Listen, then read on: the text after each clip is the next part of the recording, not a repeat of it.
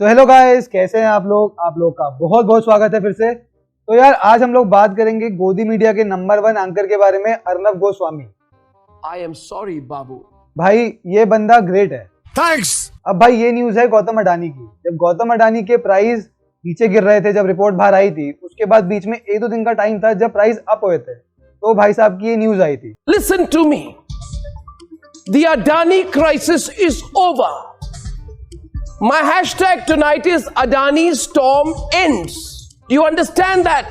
मैं नहीं मानता। तो आपको दिख रहा है भाई, वो यही कह रहे हैं कि स्टॉर्म खत्म हो गया है, जो भी दिक्कतें आई थी गौतम अडानी के ऊपर वो खत्म हो गई और सब कुछ बढ़िया है, प्राइस वापस ऊपर हो रहे हैं, अब सब कुछ चंगा होगा। सब चंगासी। और यार ये तो सिर्फ स्टार्टिंग था, उसके बाद जो उनकी चीजें और इतनी हुई हैं, उनके जो कॉन्ट्रैक्ट्स थे वो खत्म हो गए, उनके बॉन्ड्स की वैल्यू 0 हो गई, लोन मिलना मुश्किल हो रहा है।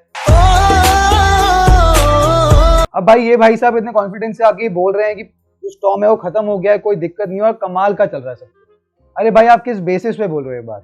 उसके बाद आप देखो हुआ क्या है। अगर आप क्लेम कर रहे हो कि आपका चैनल नंबर 1 है और आप बेस्ट न्यूज़ बेचते हो, तो आपको भाई कम से कम ऐसी इन्फॉर्मेशन तो बेचनी चाहिए ना जो किसी फैक्ट्स पे बेस्ड हो। गजब बेइज्जती है। मतलब इस बात में कहाँ कोई फैक्ट है कि सब कुछ खत्म हो गया है, उसके बाद इतनी चीजें हो गई। मतलब ये ओपनली आके टीवी पे क्लेम कर रहे हैं। और यार न्यूज एंकर का ना काम ही है कि उसको इन्फॉर्मेशन प्रेजेंट करनी है, लोगों को बिलीव नहीं दिलवाना। यहाँ तो ये बिलीव दिलवा रहे हैं और कोई इनके पास कोई इतना कोई बेसिस ही नहीं है, कोई प्रूफ ही नहीं है कि सब कुछ ठीक हो गया है। बात तो सही है। उसके बाद भाई इतने सारे नुकसान और हुए हैं, आपको पता है भाई कौन सी पोजीशन पे थे, कहाँ पर आ गए हैं। तीसरे नंबर पे थे, अब पता नहीं कहाँ पर आ गए हैं। अरे बस कर, रुलाएगा क्या? बात इसकी नहीं है कि भाई प्राइस गिर रहे हैं, कम हो रहे हैं। बात इसकी है कि एक न्यूज एंकर का काम क्या है कि वो क्वेश्चन रेज करे कि क्या मैटर्स पे बात होनी चाहिए। वो जब प्राइस गिर रहे थे तो एकदम गायब थे, बहुत लोगों ने आवाज भी उठाई कि भाई कहाँ पर हो। वैसे आप हर चीज में एकदम आगे होते हो कि आपको स्टैंड लेना है कि आप भारत के साथ हो, तो ये तो बहुत बड़ा मैटर था जो इंडिया को इफेक्ट कर रहा था। I am sorry बाबू। तो आपको कम से कम इस बात पे आगे कुछ जवाब तो देना चाहिए था, या कम से कम बात करनी चाहिए थी। बट आप वेट कर रहे थे कि कुछ अच्छा हो जाए, प्राइस बढ़े, आप आ गए और कम से कम आगे चलो बात करते। बट आपने तो ये बोल दिया कि सब कुछ ही बढ़िया है, स्टॉर्म खत्म हो गया है। सब चंगासी। आपको यार ये समझना चाहिए कि अगर आप इतने बड़े प्लेटफॉर्म पे हो और आप क्लेम करते हो आपका चैनल नंबर 1 है, तो आपको लोगों की आवाज़ आगे रखनी है। अपनी आवाज़ लोगों पे नहीं दबानी, अपना ओपिनियन लोगों पे नहीं डालना, लोगों को ओपिनियन आगे डालना है और जो हो रहा है बस वो बताना है। तो आपको उस चीज़ पे फोकस करना है। अब जिन लोगों ने SBI LIC में अपना पैसा लगाया होगा, उनके साथ कितना गलत हो रहा होगा, उनके पैसे कितने रिस्क पे होंगे, तो आप उनके लिए आवाज़ उठाओ। जब आपके साथ कुछ गलत होता है तो आप ऐसे बिहेव करते हो। इन्होंने मुझे किसी के क्या सॉल्ट किया मेरे घर में, मैं चाहता हूँ उसका। तो भाई दिक्कतें सब पे आती हैं, इस बात का मजाक नहीं उड़ाना हमें कि दिक्कत आ रही है।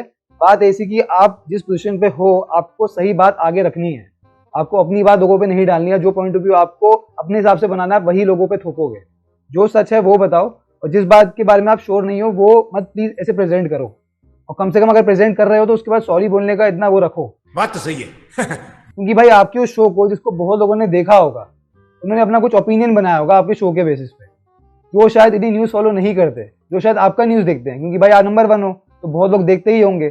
सही पकड़े हैं। तो कम से कम अगर अपने चैनल पे आप इतनी बड़ी चीज़ क्लेम कर रहे हो मेरे भाई, तो थोड़े फैक्ट्स के बेसिस पे करो और उस चीज़ को मतलब थोड़ा लॉजिकल बनाओ।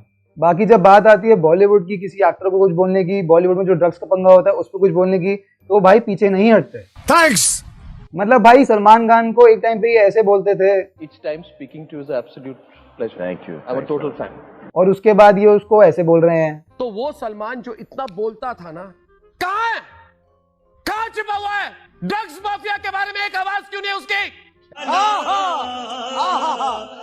मतलब मैं तो बस ये बोलूंगा कि यार आप अगर किसी के फैन हो तो कम से कम आप उसको थोड़ा रिस्पेक्ट दोगे। अगर आपको पता है वो गलत भी है तो भी यार थोड़ी रिस्पेक्ट तो हमेशा होनी चाहिए कि आप उसके फैन थे, अगर आप ऐसा क्लेम कर रहे हो तो। बाकी पता नहीं भाई, ठीक है, अब एक टाइम के बाद अगर आप बड़े आदमी बन जाते हो तो एटीट्यूड आ जाता है, यही मतलब होगा इसका। सही पकड़े हैं। बट बात सारी ये कि यार जब बाकी लोगों से सवाल पूछना होता है जो मूवी बिजनेस में है, तो इतना कॉन्फिडेंस आ जाता है और एकदम जोश आ जाता है और सच्चाई जाग जाती है अंदर से कि अब मैं सच पूछूंगा। मजा आया। बट यार वो सच्चाई हर जगह होनी चाहिए ना, ऐसा नहीं कि कुछ लोगों के आगे कुछ लोगों के आगे नहीं है। और बॉलीवुड का सिंपल सन का ऐसा है कि अगर इनको इतनी दिक्कत है तो भाई न्यूज़ आप चला ही क्यों रहे हो। इनको भी पता है कि भाई बॉलीवुड का क्रेज हमारे यहाँ पर पहले तो चलो बहुत था, अब कम हो गया है, बट बहुत ज़्यादा एक्टिव है अभी भी। तो ये बस अपना न्यूज़ दिखाने के लिए कि भाई रीच बढ़ेगी। पैसा ही पैसा होगा। अगर आपको इतनी दिक्कत है बॉलीवुड वालों से, भाई न्यूज़ मत दिखाओ। अगर आप इतने ऑनेस्ट हो कि आप हर जगह आवाज उठा रहे हो तो आपको नहीं भी पसंद तो आप फिर वो हर जगह उठाओ। वाह क्या सीन है। तो भाई अगर लोग आपको इतना ट्रस्ट करते हैं, लोग आपको इतना वैल्यू करते हो, कम से कम आपको उनकी क्रेडिबिलिटी को थोड़ा फोकस में रखना चाहिए और ऐसे कम से कम कोई न्यूज आके प्रेजेंट नहीं करनी चाहिए। अब सबको पता है कि भाई आप फेवर में बोलते हो तो कोई दिक्कत नहीं है, बट फेवर में भी बोल रहे हो तो इतने कॉन्फिडेंस के साथ और इतने बिलीफ के साथ मत बोलो। I am sorry, Babu. सच्चा बंदा भाई वही होता है जो हर मोमेंट पे अपने आप को स्ट्रांग रखे और सही चीज के अगेंस्ट स्टैंड ले। और न्यूज एंकर, न्यूज जर्नलिस्ट का काम ये होता है कि वो लोगों की आवाज आगे रखे और अपनी आवाज को पहले पीछे रखे, पहले लोगों की आवाज को आगे डाले। बट अगर वो अपनी आवाज को ही आगे डाल रहा है और अपनी आवाज ही लोगों पे थोप रहा है तो वो कहीं ना कहीं लोगों के लिए बेनिफिशियल नहीं है। बात तो सही है।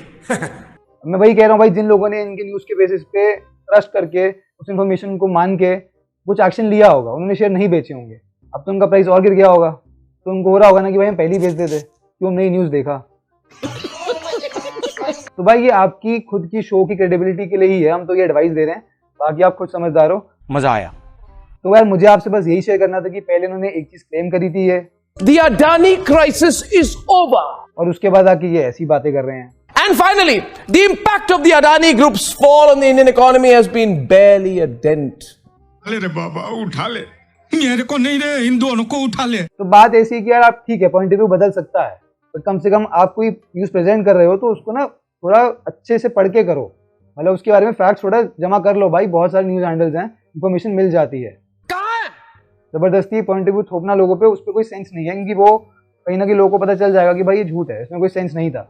तो अगर आपने वो शो बनाया होगा तो भाई किसी बेसिस पे बनाया होगा तो कम से कम वो बेसिस थोड़ा प्रूव करो और थोड़ा दिखाओ कि क्या था उस शो में, क्या इतना बिलीफ था कि भाई स्टॉर्म खत्म हो गया, कोई दिक्कत ही नहीं। We are fine. We are fine. We are fine. I am sorry, Babu. चलो गाइज, आई होप आपको वीडियो पसंद आया होगा। अगर आपको वीडियो पसंद आया तो आगे सबके साथ शेयर भी करना, एंड अगर आप लोग को मेरी वीडियोस पसंद आती है तो भाई चैनल को सब्सक्राइब करना प्लीज मत भूलना। अब मिलते हैं नेक्स्ट वीडियो में। Thank you so much and stay tuned.